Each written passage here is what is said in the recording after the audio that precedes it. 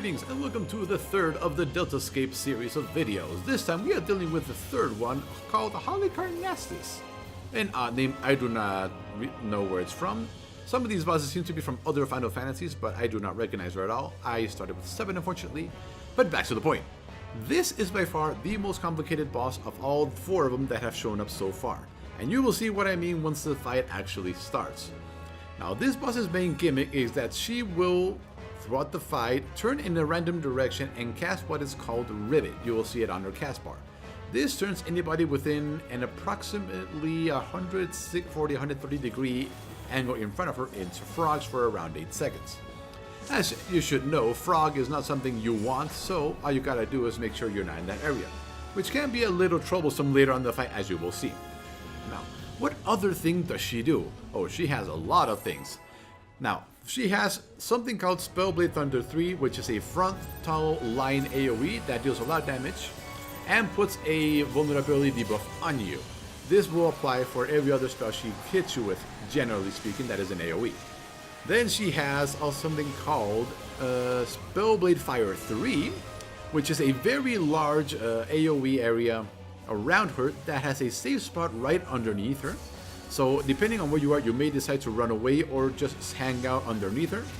However, this can be dangerous because she also has a Spellblade Blizzard 3.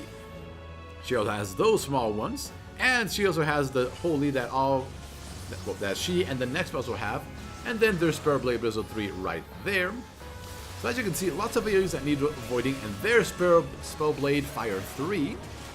Now, Blizzard 3, Thunder 3, and Fire 3 all give you the vulnerability debuff if you get hit by them. This is definitely not good, especially later down the line. Then she will also do this, summon a bunch of minions that have AoEs. These are not killable, by the way. So all you gotta do is make yourself and then she'll do that, select 6 random directions and launch AoEs in that direction. They seem to be targeted towards where a player used to be when she decided to start casting it, so maybe stacking in the same area might make that easier. Now this is the main mechanic. If it weren't obvious enough, you need to stand in the square that is respective to your job. If you're a damage dealer, you stand in the sword. If you're a healer, you stand in the clover. A shield, you stand on the shield. That is the main mechanic. However, if you happen to be a frog at the same time that is going on, standing in your respective square will not save you because you are a frog, you have no class, so you will take the full damage of that ability. After a while she will do this, she'll change the entire arena into this, and as you just saw, the blue squares here are the safe ones. Now I'm not really sure what ability she casts that's called that. However, as you just saw, she will, outside the blue squares, they will summon giant pillars and they will probably hurt. I haven't seen anybody get hit by them, but I don't want to experiment that myself. Then, as always, just kill this dragon as quickly as possible. It seems to be the general rule for every ad for a raid boss ever.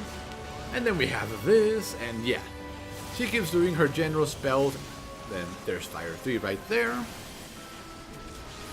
So yeah, things start getting a little bit more complicated here. Especially because I think she does Rivet right now, relatively soon.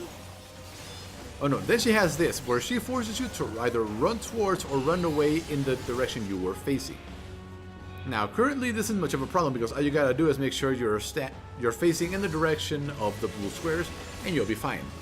However, the problem starts happening later on in the fight where she starts combining her spells in more ways than one. What I mean by this is that she will make you run away in a direction, and as soon as she finishes casting that, she will cast the Holy that you need to stack up to spread the damage on somebody. So everybody needs to be facing in the same direction so that by the time the runaway wears off, they are stacked up enough so that the person doesn't get one-shotted by the Holy. Unfortunately, one of our healers gets hit by that by himself near the end of the fight, so you might want to pay attention to that and see how much damage that does. But anyway, after a while, she would do this, the escape game. Now, both times I have done this fight, the pattern of the game itself has been the exact same. As you can see, she goes back to her little throne and decides to take a cup of tea. However, we are going to get sucked into this little portal over here. And you'll get dropped off in this little desert board thing here. Now, the goal is to get to the black hole at the very end. Now, as you can see, you need to land on the sand and the sand will take you to where you need to go. Now, unfortunately, Actually, no, there's really no unfortunately as well. You seem to have plenty of time to get here. All I need to do is pay attention to where the sand goes to get it started, and as you see more people managing it, you just follow them and everybody leaves the area without much trouble. How this will play out in Extreme or Savage, I don't know. It'll probably be a lot less time. After that, all you gotta do is repeat the process for a while and take her down. Now, is there anything else? No, not really. I believe I have gone over almost every spell she does. The only thing that happens from here on out is that she will start combining them. For example, here's the board, and then is somebody going to get turned into a rat? Yep, somebody's going to get turned into a frog. Yep. So if we pay attention to Azu, let's see, damage taken. As you can see, he took around 80% of his health and HP from that attack as a frog. So yeah, you do not want to get caught as a frog during that attack. Then we have this, but then she's also going to make us run away from everybody else. Unfortunately, our mage was facing the wrong direction. Oh no, this one we actually managed to get together because we were all facing her back. Okay, so as you can see, that is what you need to do. Make sure you're facing in the same direction when you're in certain positions. Easier said than done, honestly. Now this is her big AoE on steroids. As you can see, there is only one safe square in the entire arena. This square can move though, so yeah, so after that we have that, and people get hit by it, get frozen. As you can see, this fight, it looks a bit chaotic, honestly, but it also is the fun, I think. It's the fight that I had the most fun with. That, yes. Now, as you can see here, you need to be a frog to avoid taking damage this time.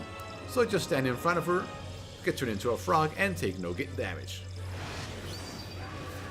And it also happens to casually remove it. So yeah, that is most of the stuff here. Feel free to go back and look throughout the fight. A lot of stuff does happen that you may or may not have missed. But anyway, thank you for watching. Hopefully you find this useful before going into this fight, because you can get caught off guard by a lot of her stuff. But once you've experimented a couple of times, it really isn't that bad. So yeah, lots of AoEs to avoid. Anyway, I will see you next time.